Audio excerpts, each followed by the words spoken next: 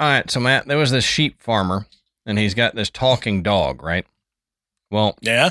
One day he asked it to go get all of his sheep into the pen.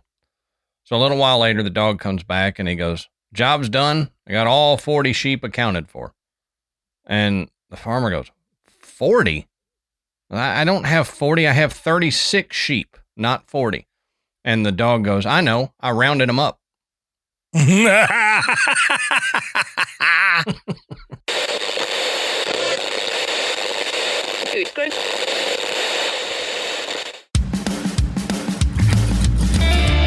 Good evening, everybody, and welcome to the Graveyard. Thank you for joining us tonight. My name is Adam. And my name's Matt. Now, pull up a tombstone or settle into your casket and get comfortable, because this is Graveyard Tales.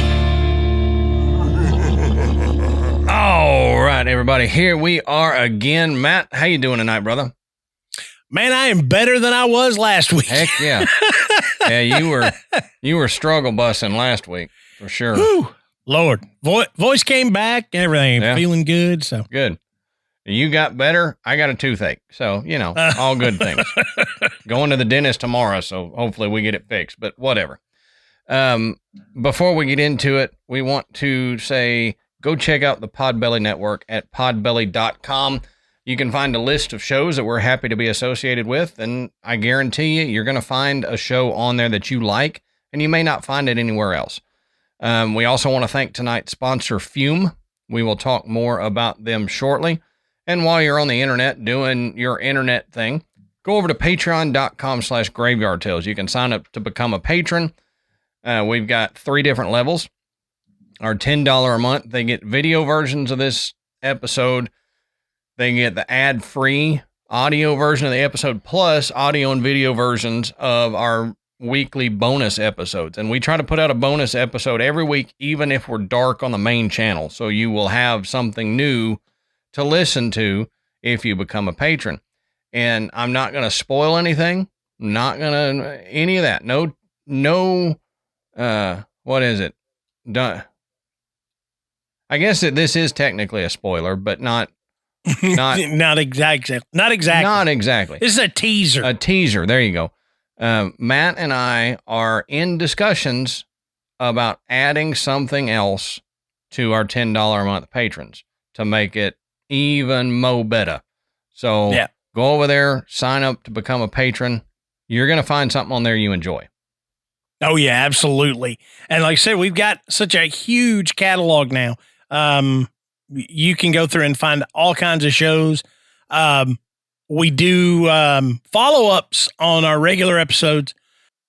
So that's some, if you find a topic that you really dig, there's a chance there's a Patreon where we discuss it a little bit more in depth, or go down a side street that we didn't go down the original episode. Right. So check it out. This one's going to have one of them. That's right. As another teaser. This one's going to have a Patreon bonus connected to it. So That's right. And we'll mention again a little bit later on what that is going to be.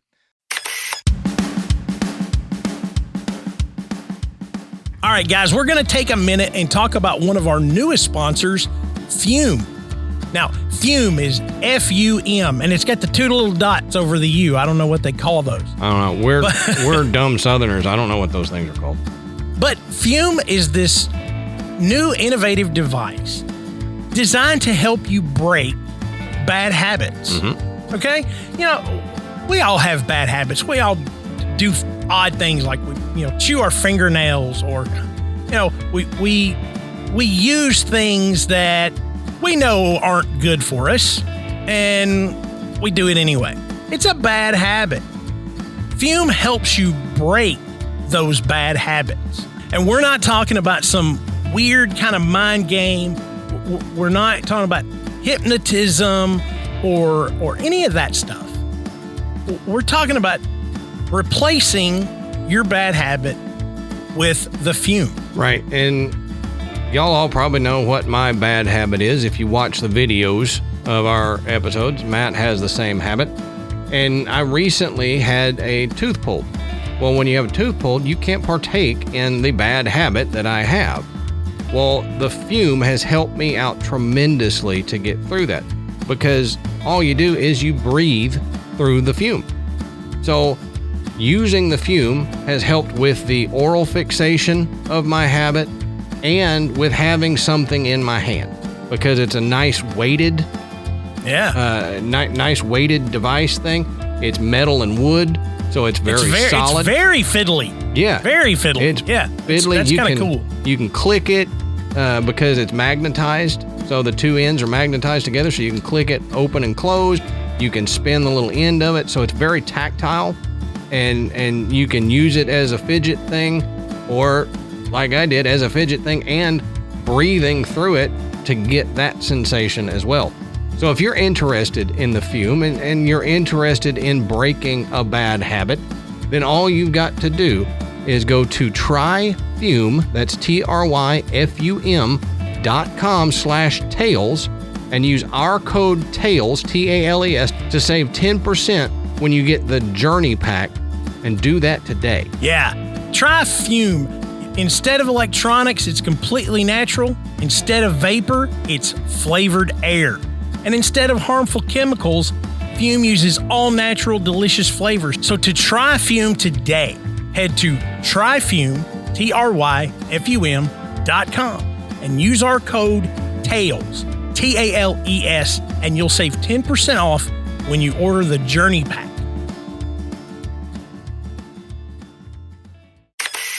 But, Matt, that's all the housekeeping and stuff that I got, so why don't you tell us? What are we talking about tonight, brother? Okay, so tonight we're gonna cover a really broad topic. We're gonna try and narrow it down to our focus, but we're gonna talk about the legends of Appalachia, and that would be saying we're gonna talk about how many different kinds of fish there are. Okay. Okay. I mean, a huge, broad topic, but there are so many stories and legends that come out of Appalachia that aren't just, the routine. It's, the like we talk about, every town's got one of these haunted railroad tracks, and they have a haunted bridge, or if you go over it and you honk your horn, those are all over the country. But there are so many legends that are a part of Appalachian history. Oh yeah, that was one of my favorite things about living up there in Appalachia was the stories and the legends that you got from the old timers and all that. Yeah, and these aren't always just, let me sit down and spin a yarn about something that happened to me when I was a kid.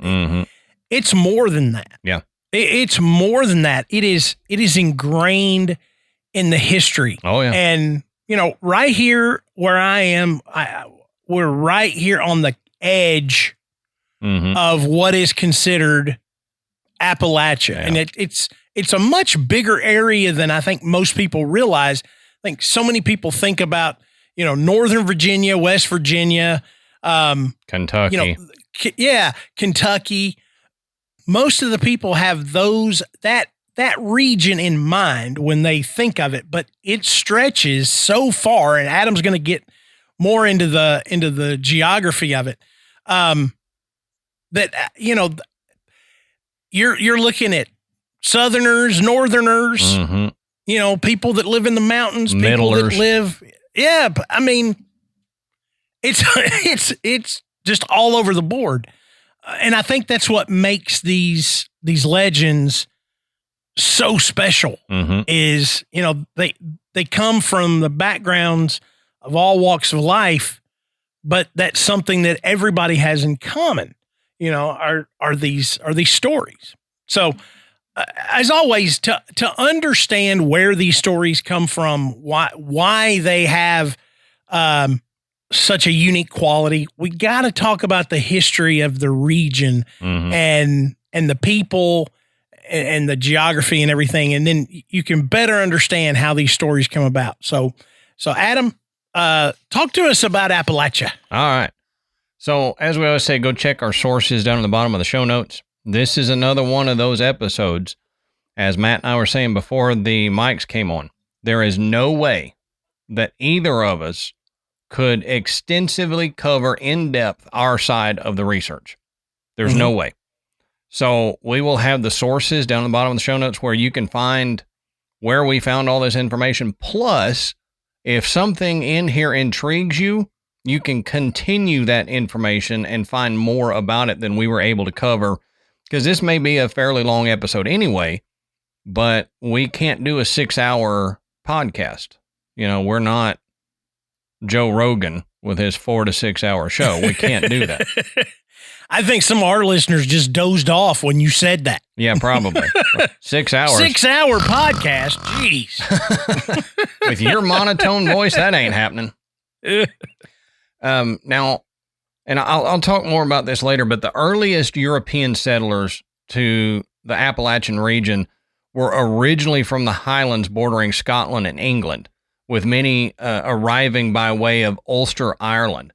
So these Scotch-Irish settlers, as they became known, formed the core community of what is known today as the Central Appalachian region, which spans parts of Tennessee, Kentucky, West Virginia, Virginia, the Carolinas, and Georgia. But the Appalachian Mountains are in, and like Matt was saying, it's extensive. They're in Alabama, Georgia, South Carolina, North Carolina, Tennessee, Virginia, Kentucky, West Virginia, Maryland, Washington, D.C., Pennsylvania, New Jersey, New York, Connecticut, Massachusetts, New Hampshire, Vermont, and Maine. I mean, that's the Eastern Seaboard. Yeah, basically. Really? Basically, yeah. The whole Eastern Seaboard is pretty much considered part of the Appalachian region.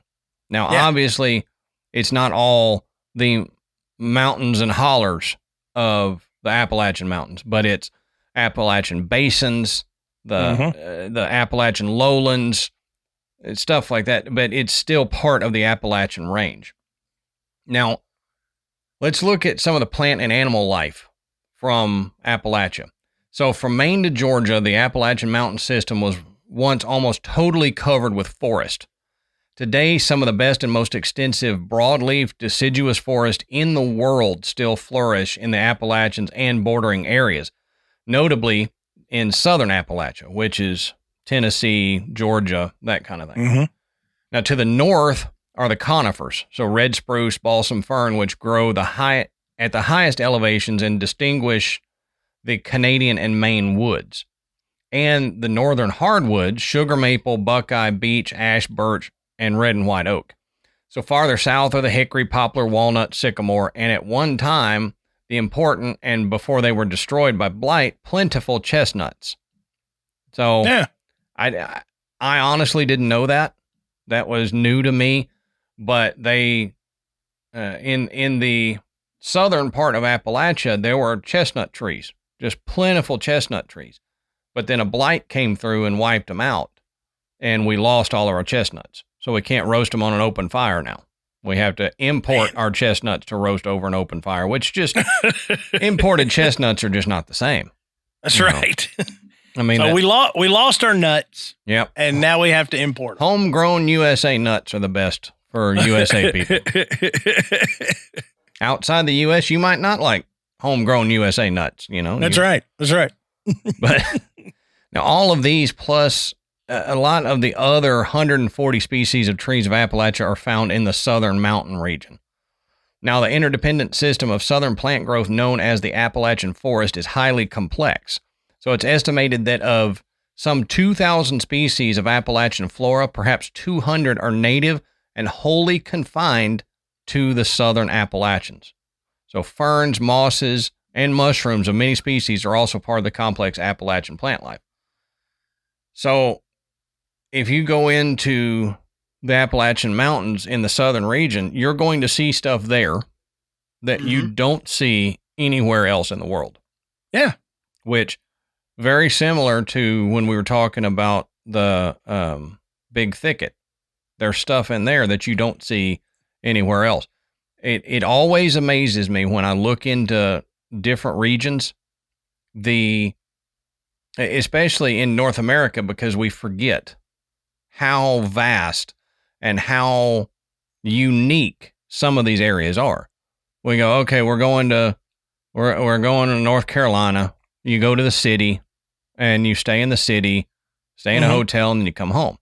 If you get out into the woods, you get out into the country area of these states, it's still vast, unique area of land.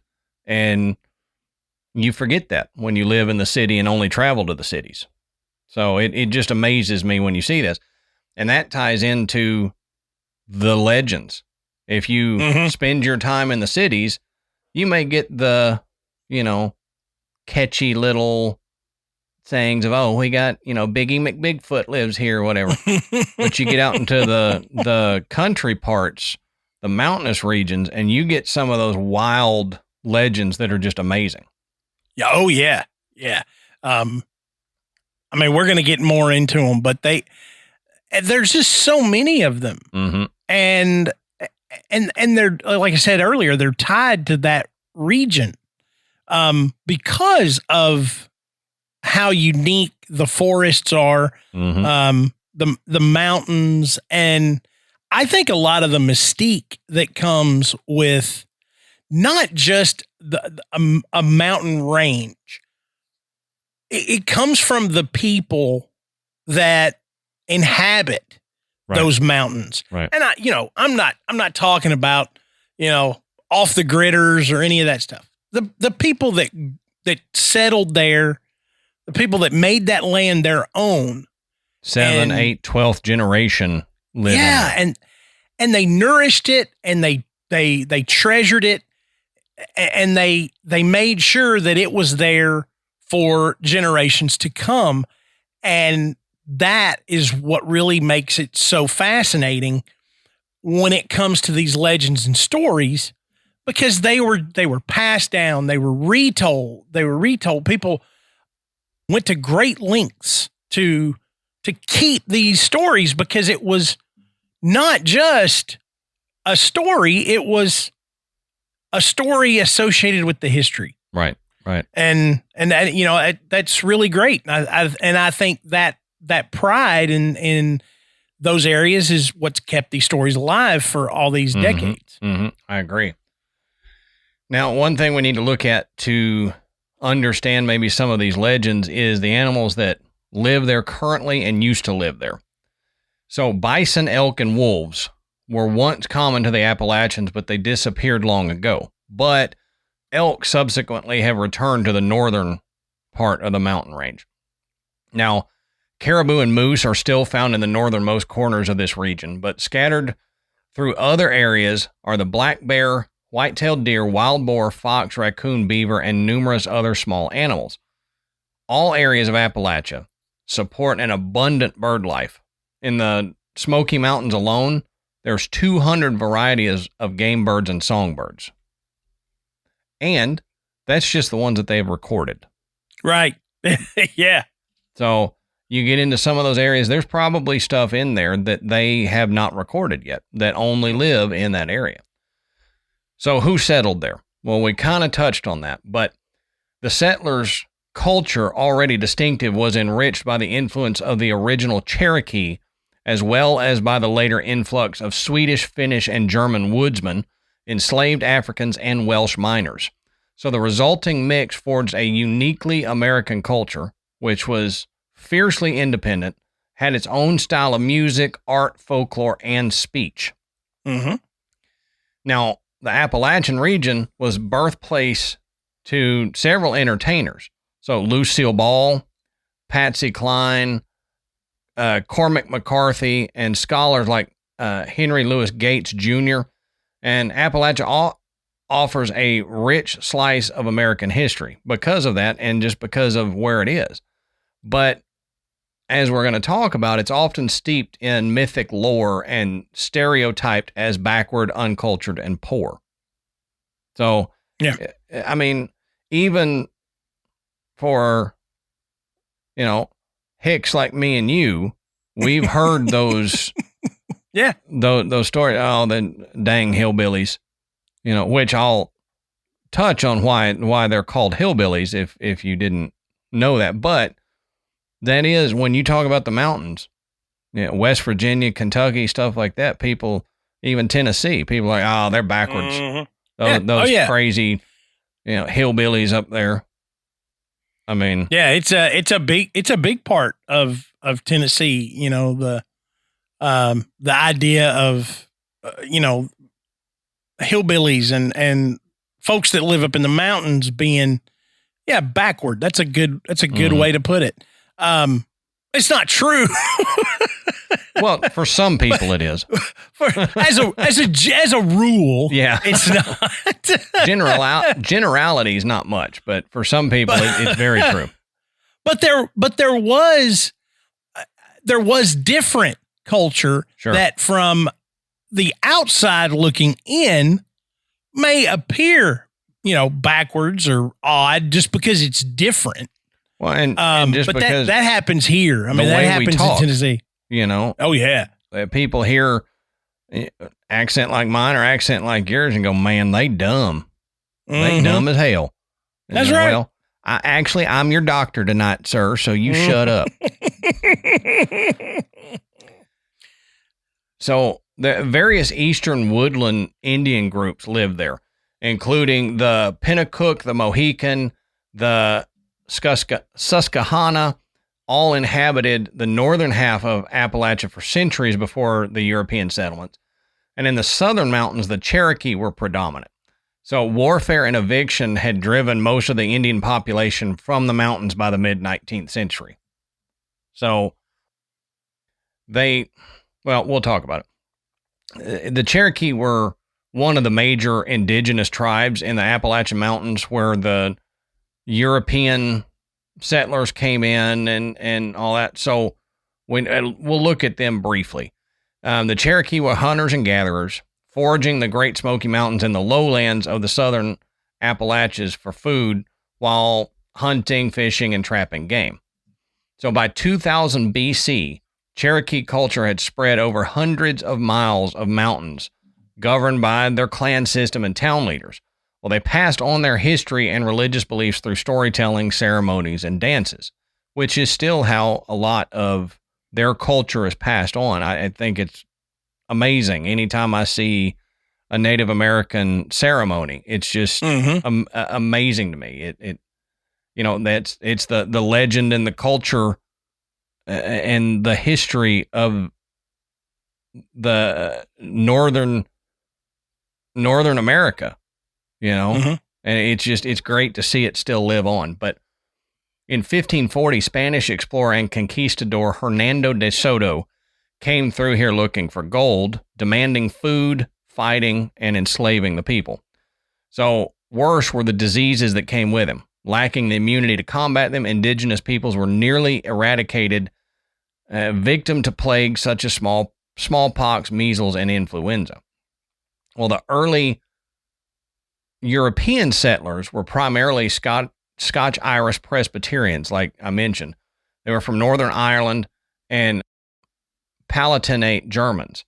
So the later immigrants in large numbers between 1720 and 1760 were fleeing religious persecutions and economic hardships, which that kind of drove that independent quality that I mentioned earlier. They were fleeing this persecution from their homeland, so they came here and they set up shop in a very difficult area and laid claim to it, and that's where some of that, that Appalachian independence, I don't need your city ways, came from.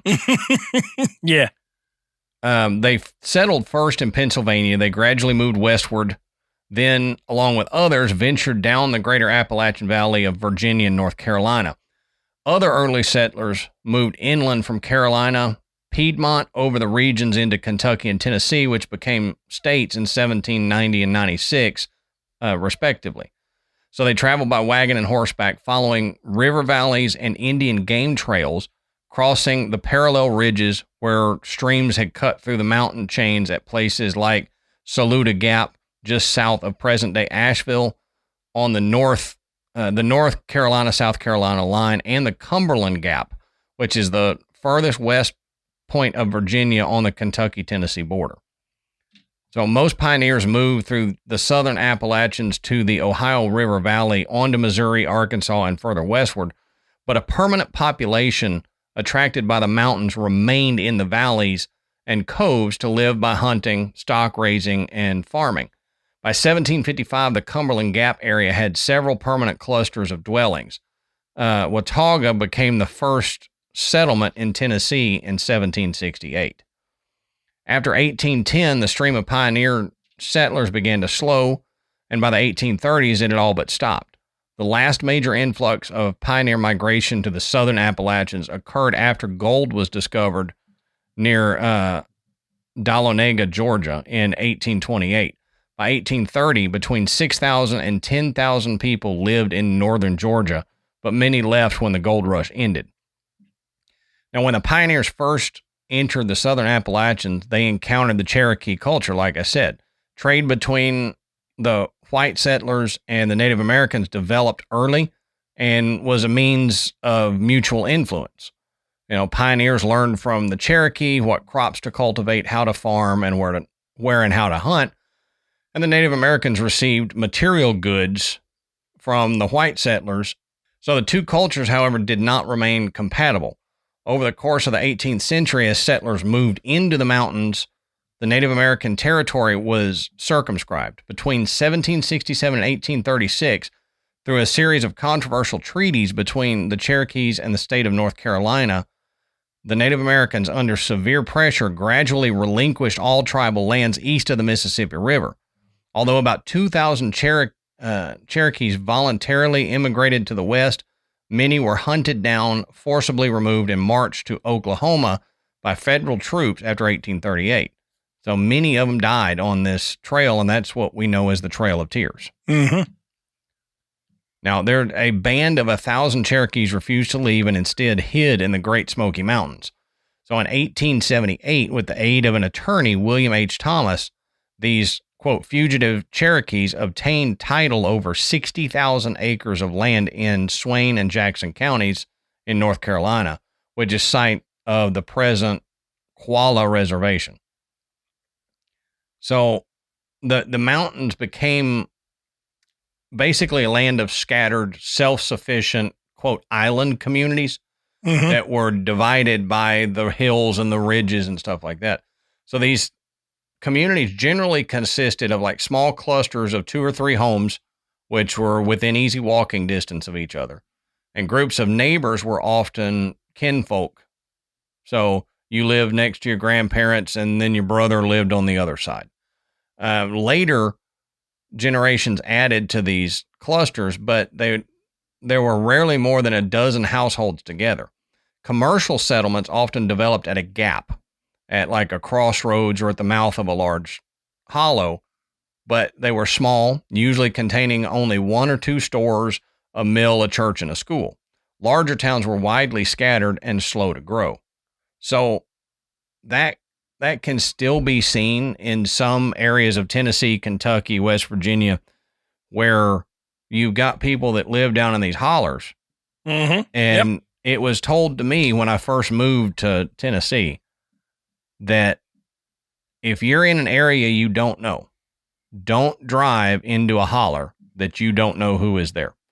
Because it's good advice. For decades, centuries, they handled their own law. Mm-hmm. And you might just get disappeared for stepping on someone's property, and they may not find you in Appalachia. So if you don't know who's in the holler, don't go traipsing down in a holler. Nowadays it's probably not as bad, but you still will probably get harassed and stuff if you just start driving into some family's holler there. But it's interesting to me that is not a new thing. That is something that from the time it was settled by the pioneers that they did. Each family had their own little holler or plain area, and the next family was the next holler over, and you'd have to travel a long way to get to them. You were basically isolated with you and your family there. And so it was like your own little paradise for a lot of people. Now, in 1775, Daniel Boone established a route west through the Cumberland Gap in Virginia into Kentucky. So the route west led to monumental expansion of the United States, their original 13 colonies, and made Boone a famous folk figure in Appalachia history in the process. So if you live in Appalachia, you're going to know about Daniel Boone. Yep. Oh, yeah. So the, quote, hillbillies of Appalachia were Scot-Irish immigrants, and they were referred to by settlers as Billy Boys due to their support of William of Orange. Hillbillies were derided as often wild, often reclusive mountain people with fierce loyalty to family and a rejection of authority. They're also often associated with poverty in the Appalachian Mountains. So, which is true, but it came from the term Billy Boys. So if you want to call somebody something that they don't know what the heck you're talking about, call them a Billy Boy. I guess I've never heard that term. That's pretty cool. Yeah. I thought it was neat. It gives a little history of why they were hillbillies. Yeah. You hear it. You've always said it. You've always been called it, but you don't know where it comes from. So, and I really honestly wasn't thinking that I would hear William of Orange tonight. I just, it's just not, it's not a historical figure you discuss very often. Until doing this research, I didn't think I'd say it. So, that's right. So we always mention how old the Appalachians are, but how old are they actually? So Appalachian Mountains, in contrast to the pointy peaks of the Rockies, they're weathered and rounded with gradual slopes, low rounded peaks, and soft edges. Well, in geologic terms, this shows a vast difference in age between the mountains. Think about how long it takes rain, wind, and dirt to erode an entire mountain peak. Mm-hmm. So if you just look at the Appalachians are lower than the Rockies are. That doesn't mean they're younger. That means they're older. Yeah. Mountains grow in reverse. Basically. I mean, they start out big and then they gradually get smaller as they get older. At their tallest point, the Appalachians were likely as tall as the modern day Rocky Mountains or the Alps. So when they finished growing, they were Rocky Mountain Alp size. We don't know for sure because the age of them, we hadn't been keeping records of them for long enough to know for sure. But the Appalachian Mountains are the shortest of the 3 U.S. mountain ranges, with an average elevation of less than half of the other 2 ranges. So the Rockies and the Sierra Nevadas. So Appalachians on the east, Rockies in the middle, Sierra Nevada on the west. Kind of think of it that way. Mm-hmm. So the highest peak of the Appalachian Mountains is Mount Mitchell in North Carolina. It reaches 6,684 feet above sea level. In the Rockies, Mount Elbert stands 14,440 feet above sea level. Yeah. Quite a difference. Now, the Appalachian Mountains were formed during the Ordovician period, roughly 480 million years ago. But that's not the whole story. Although the modern Appalachians were formed almost 500 million years ago, the process has been likely going around a lot longer than that. In fact, the region where the current mountains sit has been through a few cycles of mountain building, each lasting between 300 and 500 million years. So the initial growth of the mountain range, so the first cycle where they were formed, likely began over 1 billion years ago when North and South America fused together for the first time. Additionally, the rocks that make up the mountains formed around 1.2 billion years ago. So asking, quote, how old are the Appalachians is kind of a tough question to answer. Well, this next bit is a snippet from Steve Kite, who's a geology professor at West Virginia University. And he talks about the cycles of growth and erosion in regards to the Appalachian through time. He says, quote, there were a couple mountain building episodes, and those mountains formed and then were wore down. Things were kind of quiet. Then those mountains formed even later, about 450 million years ago, and those wore down, and things were kind of quiet. And then about 360 million years ago, another mountain building episode, and then the big Alleghanian mountain building episode, end quote. So the Appalachia area has gone through several cycles of growth and erosion. Well, scientists are a bit confused as to how the modern Appalachia, so the most recent building period, even began. Some even think it's the result of the geologic activity on the west coast near the Rockies. So if there is a ton of activity deep under the earth on one side of the country, it could easily affect the other. Regardless, the current period of the Appalachians likely began around 20 million years ago when the current topography we see began to settle. The initial mountains were clearly formed when the North American plate began to press up against the African plate. So if you look at a map, a topography map, we have the Appalachians on the east coast of the United States. Mm-hmm. Then if you look on the west coast of Africa, there is a mountain range. Those at one point were connected when Pangea was a thing. And then they ripped apart and started wearing down.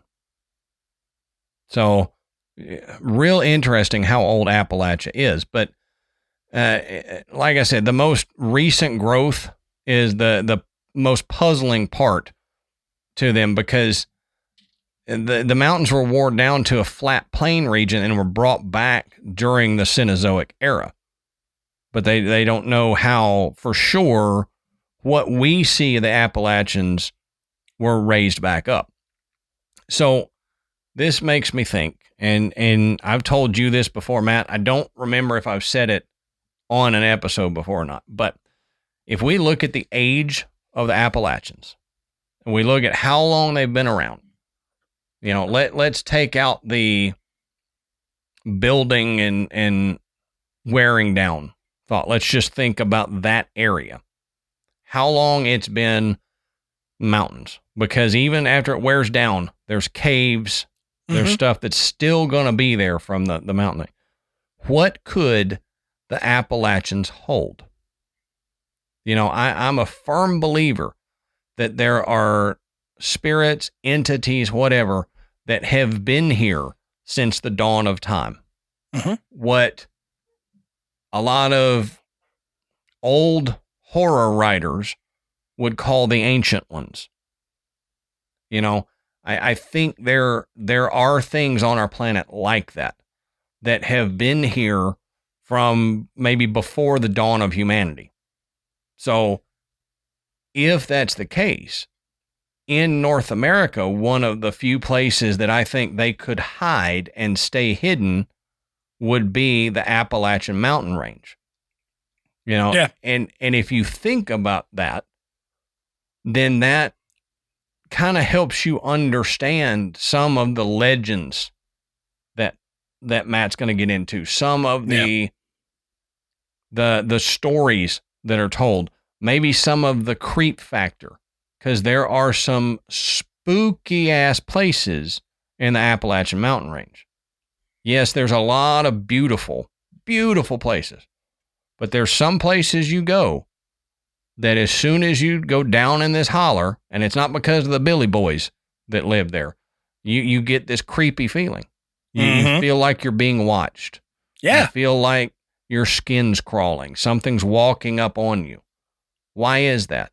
Well, it could be due to the age of the area. There is something ancient that lives within the Appalachian mountain range. Yeah, and I agree 100%, especially with the idea that if there's something like that in North America, that is where it's going to be. Yep. So considering all that, we can look into some of the stories and legends that are associated with Appalachia.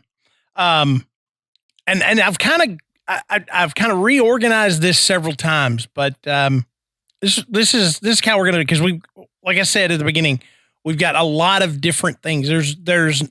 I tried to get as much variety into this as I could, but Adam was talking about the wildlife that lived there, the wildlife that currently lives there. But when we're talking about how old the mountains are, how old the region is, there's bound to be some other things that were there at one point that aren't there anymore, but there may be something lingering on. Yep. Such as the silver giant. Things we don't know about that we haven't cataloged. Yeah. And yeah, it could be something legit. Yeah. So the silver giant is similar to a bear, except that it can run, according to legend, as easily on 2 legs as it can on 4. Now, when standing upright, the silver giant is between 9 and 11 feet tall. So this thing is really, really large. The fur is generally dark, but it has a silver streak of hair running down its back.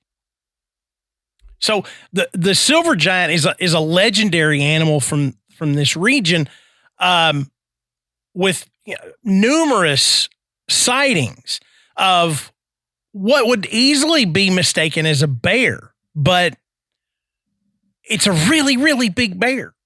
And black bears don't get to be they certainly don't get between 9 and 11 feet tall. No. That's grizzly, grizzly size or polar bear size. Yep. Or, so to have something that big living in the Appalachian range is not something categorized by scientists, but could it be an ancient species still lingering on? Could it be like a hybrid? Yeah. Something that, is bear, but it's a genetic mutation, or it's a conglomeration of grizzly and black bear, brown bear, those kind of things. Who knows? But it is often talked about, by people in the mountainous region, as if there's still some out there. It's been spotted, and that unique silver streak that goes down its back. Now we can just think maybe it's part bear, part gorilla. Yeah, I was going to say it's part silverback. Yes, North American silverback. The North American silverback gorilla. Yeah. Actually, that was my uncle, but never mind. And in the same vein, I dig this one just because the name is so cool. The smoke wolf. The solid black smoke wolf is a massive canine that's said to have eyes as red as the sun. Now, one witness who claims to have heard the smoke wolves howl and scream at night out on his property says these things are pure evil, saying that these wolves, they kill for fun, for sport, not for hunting. And it's just really, it sounds to me like almost like a spirit animal, like the black dogs, that we talked about, that were, the reports of the black dogs or the grim, in the UK, it's a spectral dog. Right. Well, we know that wolves once inhabited that region. Right. So could this be a lingering small population of a wolf that we don't know about? Or, like you're saying, could this be a spectral dog, the maybe physical incarnation of an ancient spirit that everybody who lived there has seen and dealt with. Yeah. And that's why the stories get passed on, is it's something that anybody who lives there or stays there for any amount of time will encounter this spirit of the smoke wolf. Yeah, or at least if they don't see it, they hear it. Mm-hmm. And I've never seen a solid black wolf. I'm not saying they don't exist. I've just never seen one. From what I understand, they are quite rare. Yeah. Yeah. So they do exist, but they are extraordinarily rare. So a large solid black wolf, even if it was a regular size wolf, but seen out in the woods, 100, 150 years ago, might not realize, hey, we don't see other black wolves. What is the deal with this one? Yeah. Why is he here? He must be evil. There's, it's a one-off. So you're like, this is so out of the norm. It's going to lead to stories. There's a black wolf up in these hills. Then it becomes, there's a spectral black wolf. And now it's a smoke wolf. And interesting thing about the smoke wolf legend is they said the only thing that will deter a smoke wolf is the sound of rattling chains.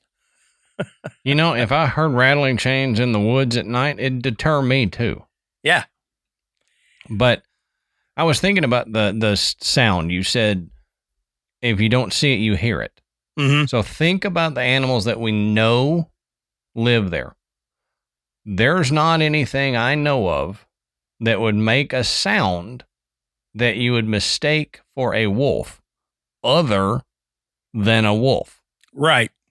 So either we have wolves coming back and they don't know about it, or we have a spectral wolf. Yeah.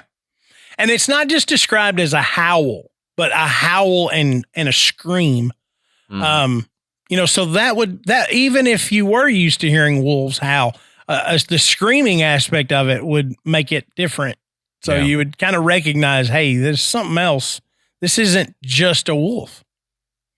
Now, this next one is really, really kind of cool. This is called the Raven Mocker.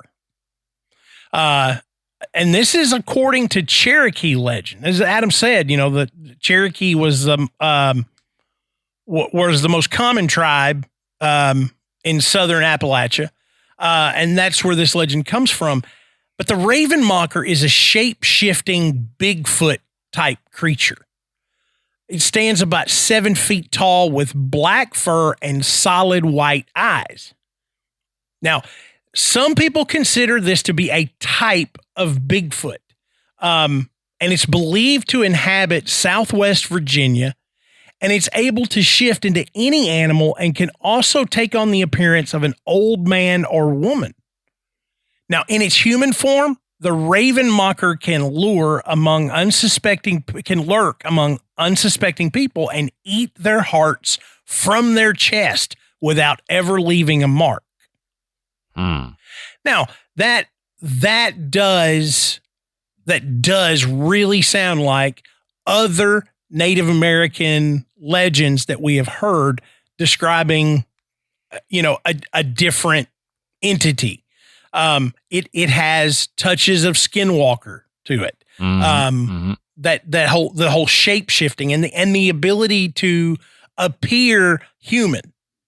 That's another. If you're the shape shifting creature and you can appear human, it allows you to get much closer to humans than you would normally be able to be. So, if that is this creature's MO, it's going to want to get as close as it can. If its end goal is to eat your heart.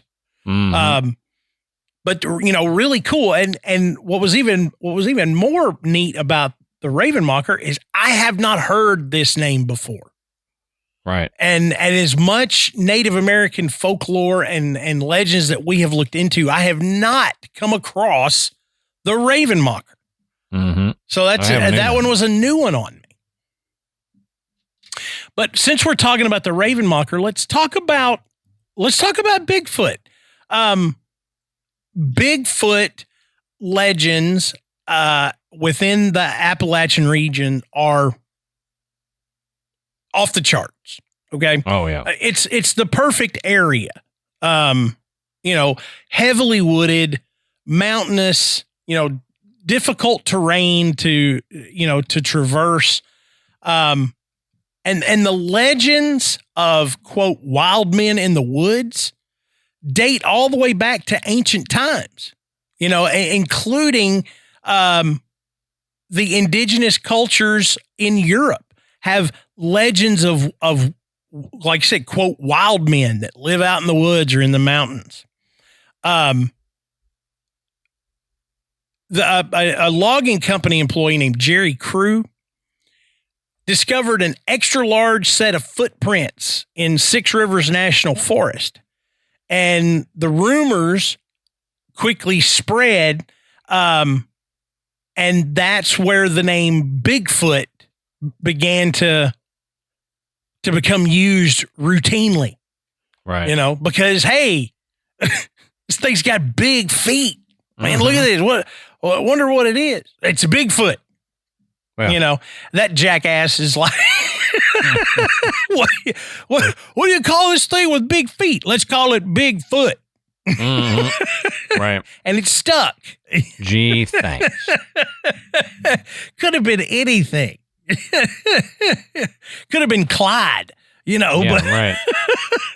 Instead, no, it's Bigfoot. I had to get creative.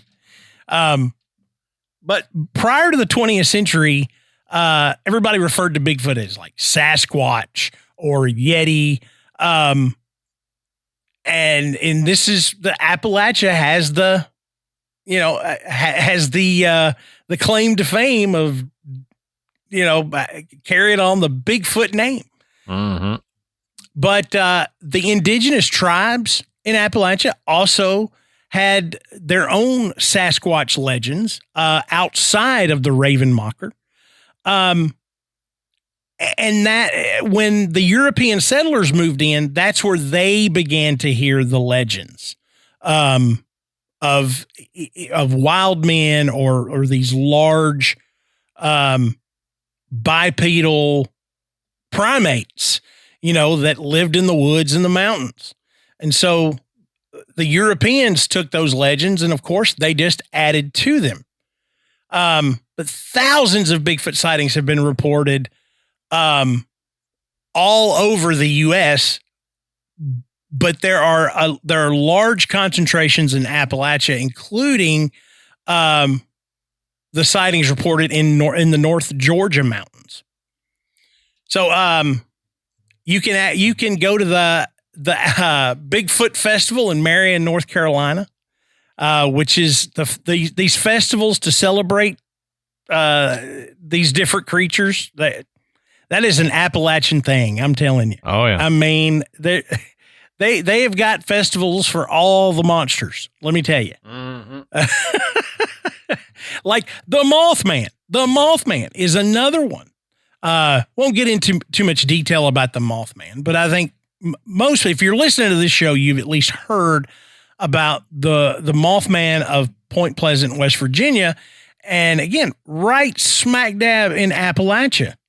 And of course he's got his own statue and his own festival. It's a big deal. The Mothman Festival is. Oh yeah. But it's right there in Appalachia, and that's a more modern legend. But it does come out of this area. Now let's stay on this theme, of unique animals or cryptids or however you want to put it. The Wampus cat. Mm-hmm. Adam knows the Wampus cat. Also known as the Cherokee Death Cat, which that's a much cooler name. Oh, I agree. Wampus is weird. Well, I'll touch on this in a minute. The Wampus, that I've got some history with that name. All right. But the Wampus cat is a large cat similar to a mountain lion or a cougar. It has tan yellow fur, but it has 6 legs and large yellow eyes.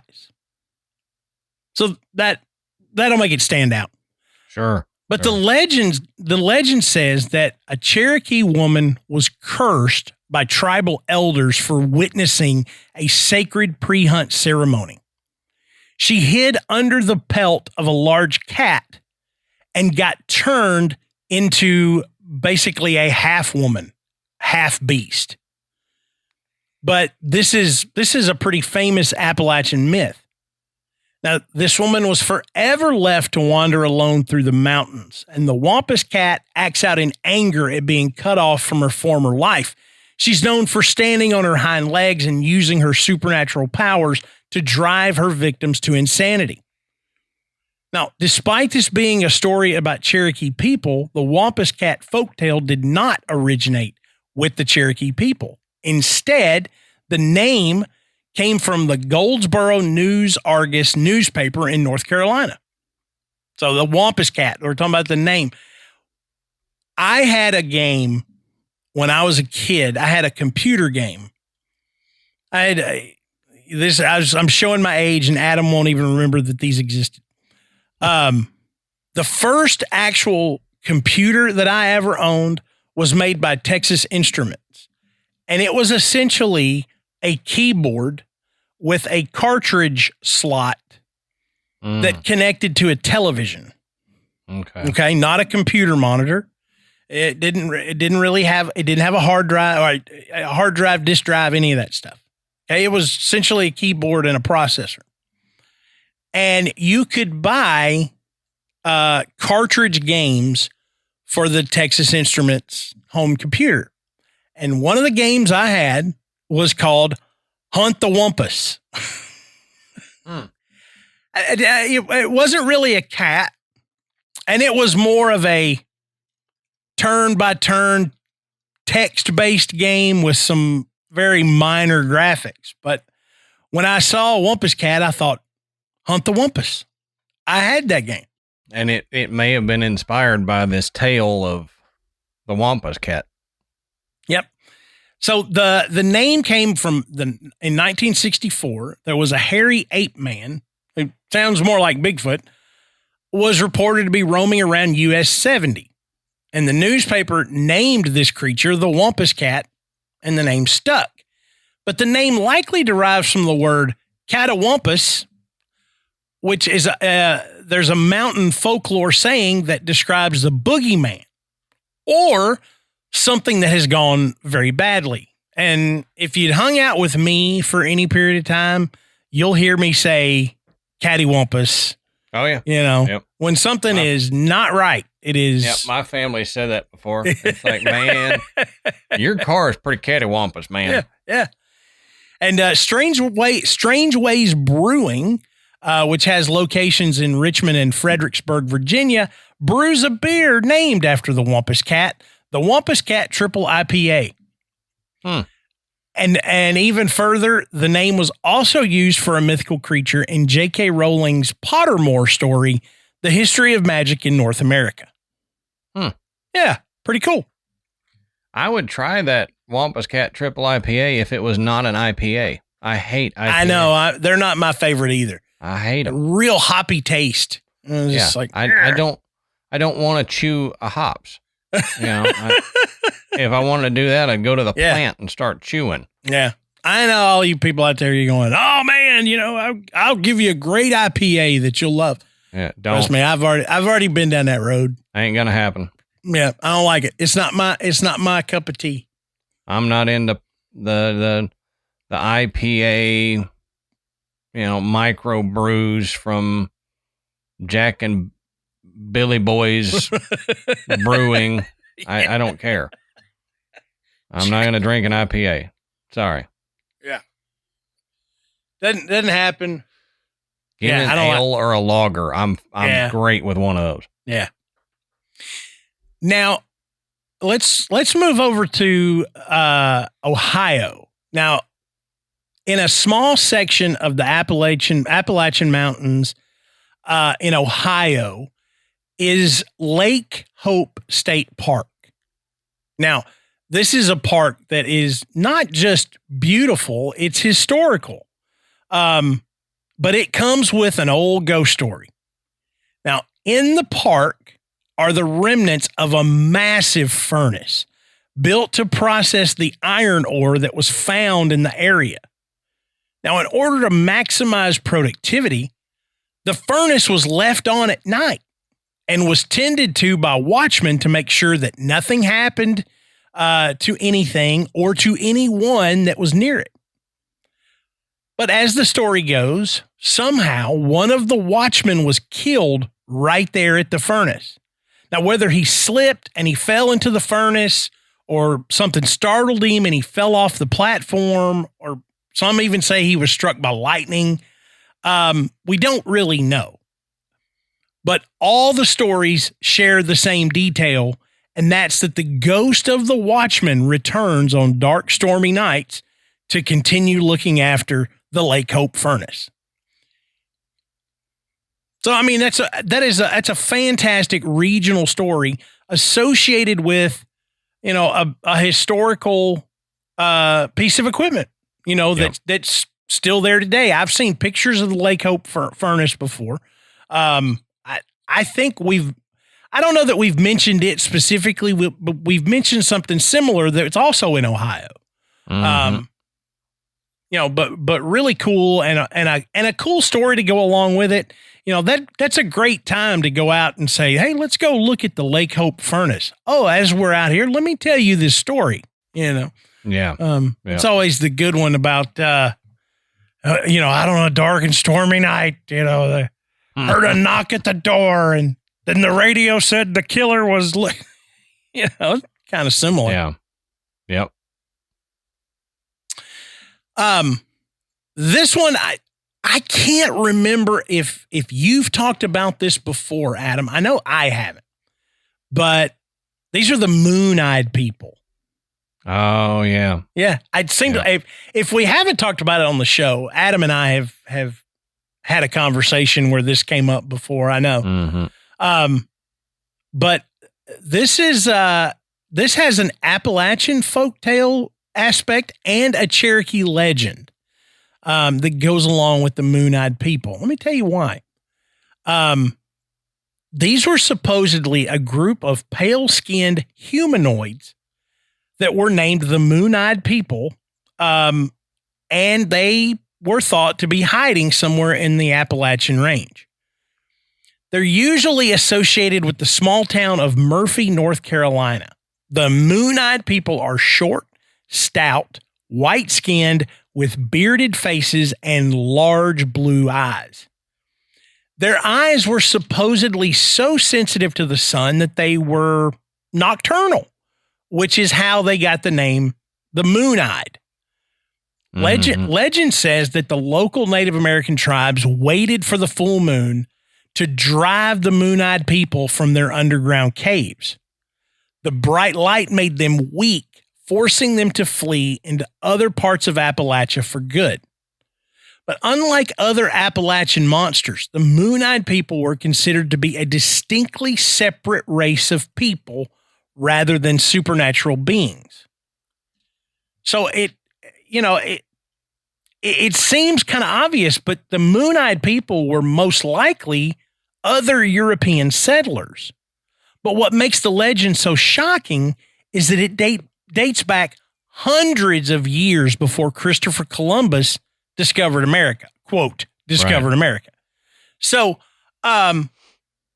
it doesn't make sense that there would be an entire settlement of Europeans in North America at the time that these legends go back to. I mean, you would immediately think, okay, the Cherokee legend is describing a blue-eyed white people that had settled in this area. The only thing I can think of is there are a lot of legends of Vikings discovering North America. Yeah. So if this isn't a supernatural thing, they could be describing the Vikings. However, the Vikings were known to, pillage and plunder. Right. And I don't know that a light would scare them off.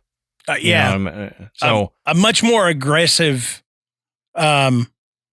especially the ones that were the explorers, the Viking explorers, they were the warriors, they were seeking out new land. They were not,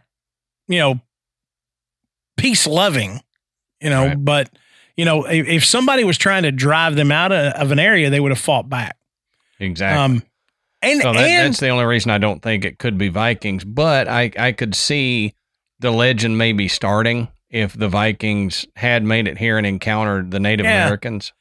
And I may be wrong, but aren't Vikings generally considered to be taller? Yeah.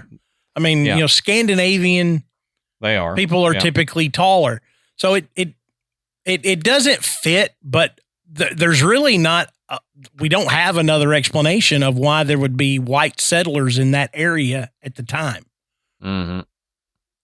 So, the question comes up, are the Moon-Eyed people just another scary story from, Appalachia, or are they actual European settlers who didn't get their credit for coming here?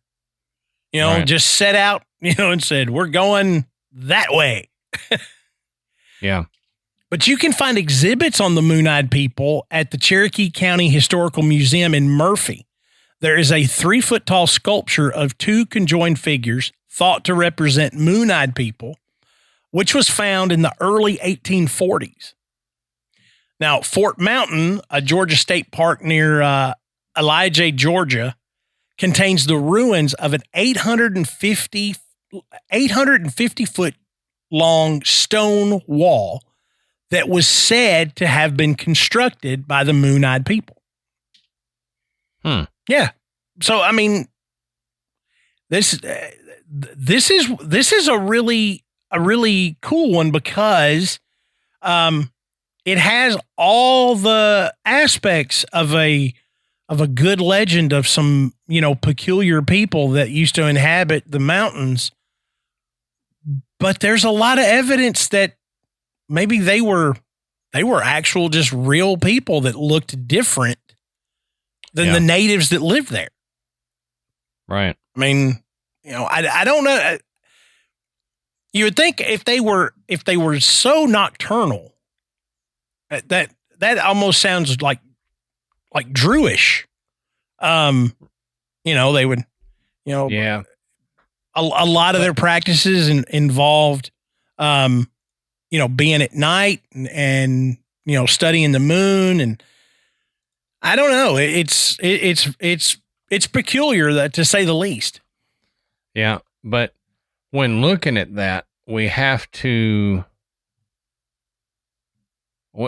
take 2 things into account, I think. One is that we just discussed it in our Giants episode. The Native American, the bunch of different groups of Native Americans describe giant people, and we have found evidence of there being larger than average people for the time in North America. Mm-hmm.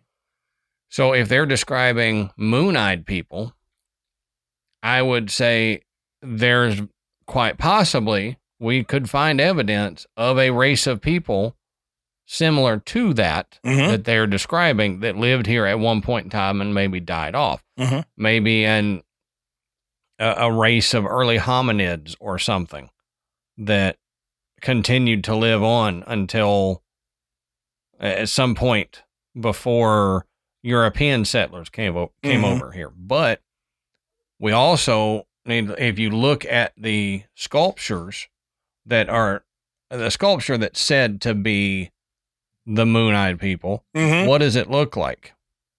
It looks like grays. Mm-hmm.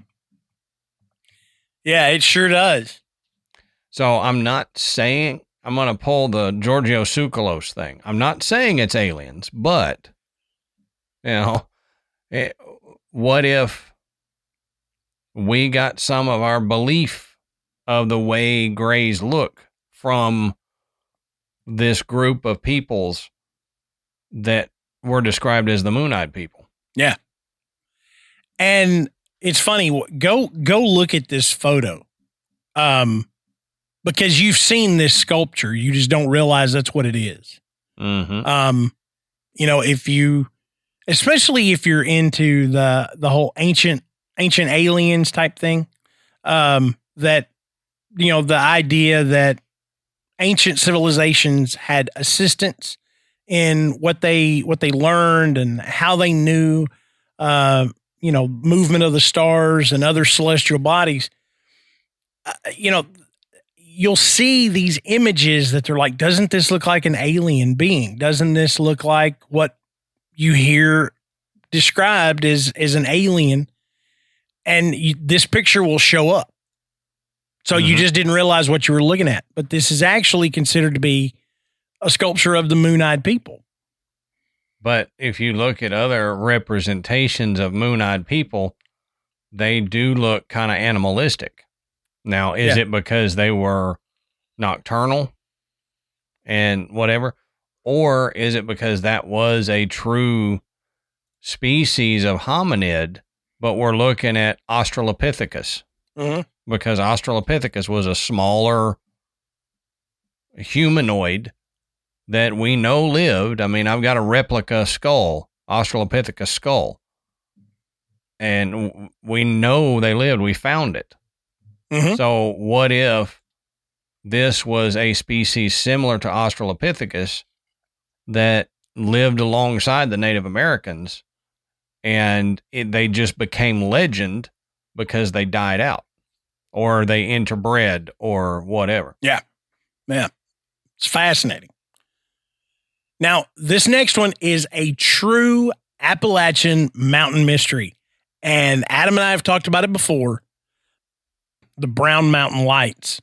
Oh, yeah. And locals and tourists alike have reported these orb-like lights in blue, white, orange, and red, hovering about 15 feet off the ground in the Brown Mountain area near Morganton, North Carolina. Now, the legend behind it tells of a brutal battle between Cherokee and Catawba warriors on Brown Mountain, which left many dead on the battlefield. In the evenings, Catawba women went searching for their sons, husbands, brothers, and fathers, using torch lights to guide them. Many claim that the lights seen today are the spirits of the Catawba women still searching for their loved ones. Now, the first recorded sighting of the Brown Mountain Lights happened in 1771 when German engineer John William Gerard de Brom wrote about seeing the lights in his journal. But his written account stated that he saw the lights at a consistent time every night, leading many people to believe he was actually seeing train lights in the distance. And if you want to know more about the Brown Mountain Lights, go and check out our episode 42, where we discuss the Brown Mountain Lights in more detail. You had to look that up. You didn't remember. You're right. I looked it up. So, we're more. I couldn't give you the episode number of something we did 2 months ago. We're almost 200 past that, Matt. We're like 198. That's a long time ago. Yeah. But we did talk about it, and we did talk about it in detail. But there was there's a lot of theories. There's a lot of theories that say it's reflected light, it's headlights, it's something else.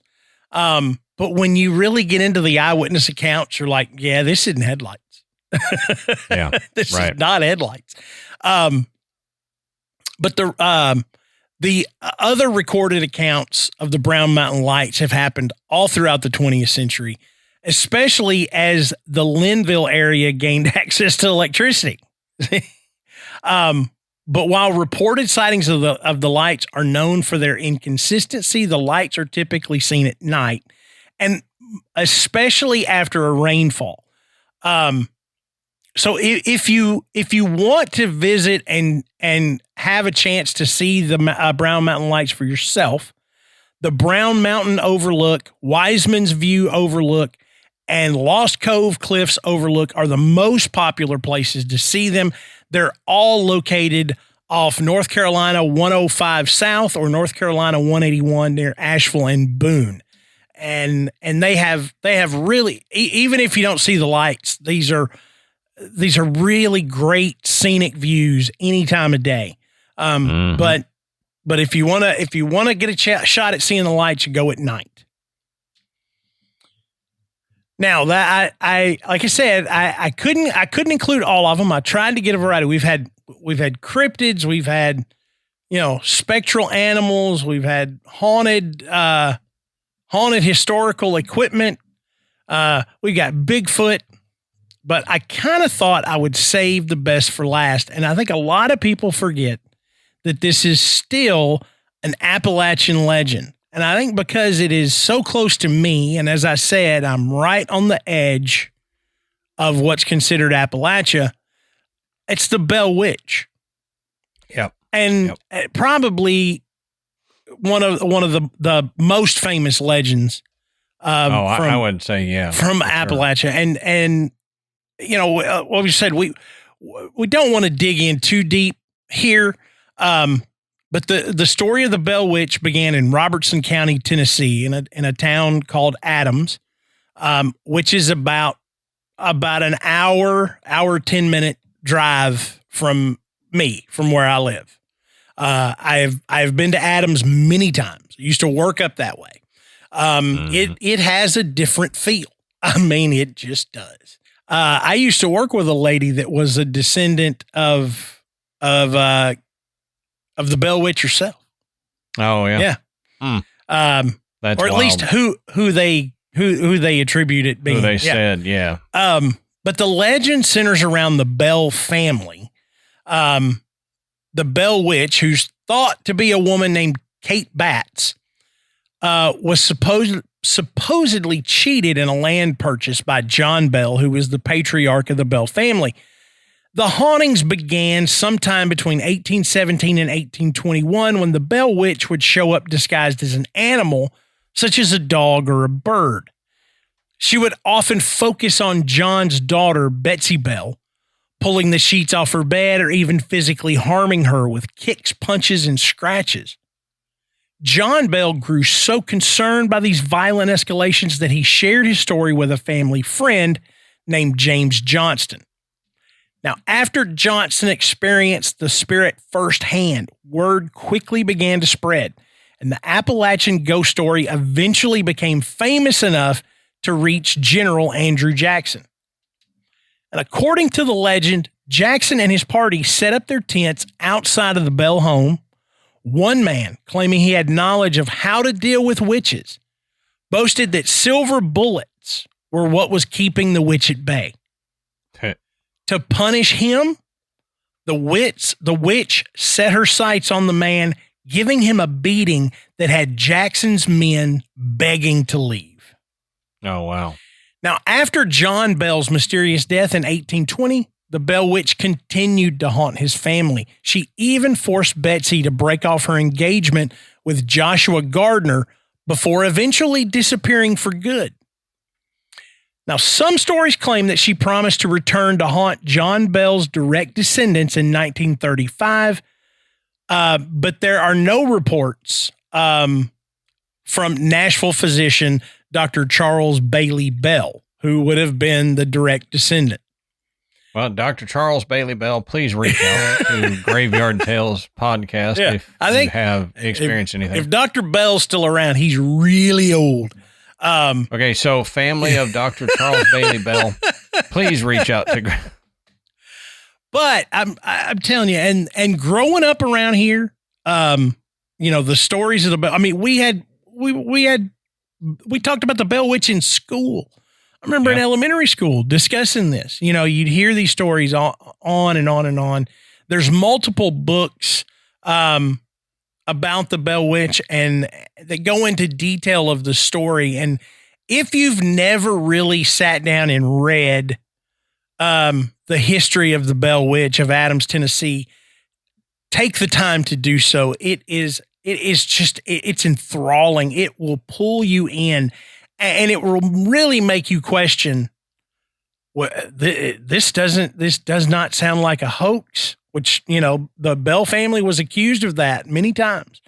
This sounded like somebody, if it was Katie Batts or someone else, someone had knowledge of the black arts and was able to do this much harm to this one family. And if you want to hear a podcast about it, our good buddy Scott and Forrest over at Astonishing Legends did a multi-part series years ago on the Bell Witch, and it was awesome. So if you want to hear a long-form discussion about it, go check them out, Astonishing Legends, if you haven't listened to them already. But Adam, I think this is the perfect lead-in to our follow-up show that will be over on Patreon, where we're going to discuss the ghost stories from Appalachia. Tonight, we decided we were going to focus on the legends, but there are so many ghost stories, and they come from things like this, the Bell Witch, other experiences that are similar. Some of them are just good old-fashioned, you don't go down here because this is going to get you. This person's this person's ghost, this evil spirit. If you see a blue light in the woods, don't go after it because it's all of those things. So we're going to be discussing those in a Patreon episode. So only on Patreon. So if you want to get the rest of this story, if you want to hear all of those ghost stories, you got to tune in, join Patreon. Now is a great time to do it. You're going to get some bonus content. And of course, all the new things that Adam and I have in the works, for our Patreon, members. And we thank you guys so much for sticking with us for so long. We appreciate it. It's how Adam and I keep the show rolling. So we really appreciate you go over there and take a look at that stuff. But this is the time of the show where we ask, hey, what do you think? We know we said at the beginning of the show, we did not cover everything. This was not an A to Z primer for Appalachian Legends. And I know that we've got listeners that know so many more that live in that area, have lived in that area their whole lives, had family in that area their whole lives. We would love to hear your Appalachian legends, and the best place to share those is in our Facebook group. Go on Facebook. It's called The Graveyard. We've got thousands of members that share stories like this all the time. We love to hear them. It's a safe place. No one's going to make fun of you. No one's going to think you're a loony. Everybody just wants to hear these incredibly cool stories. When you're done there, you can check out our website, which is graveyardpodcast.com. And there you can find links to purchase Graveyard Tales merchandise. You can even listen to the show. And that is where you can sign up to become a patron and get access to all of that great bonus content. Whew, Lord, this was a fun one. It's gonna get even more fun. But until next time, we'll save you a seat in the graveyard. See you soon.